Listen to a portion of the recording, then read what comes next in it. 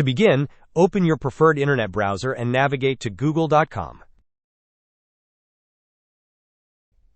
It is important to ensure you are signed into your Google account, which you can verify in the top right-hand side of the screen.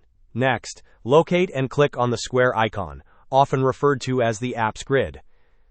From the drop-down menu that appears, select Drive. Once Google Drive opens, look to the top left corner of your screen and click on the New button. Then, choose File Upload.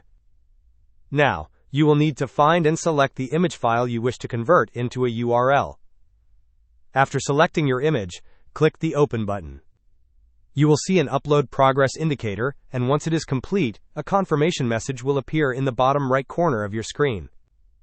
Go ahead and click on the uploaded image to select it. With your image selected, click the Share button, located in the top right corner. A Share dialog box will pop up. Click on the drop-down arrow next to the word Restricted. From the options presented, select anyone with the link. Finally, click on the Copy Link button, and then click Done.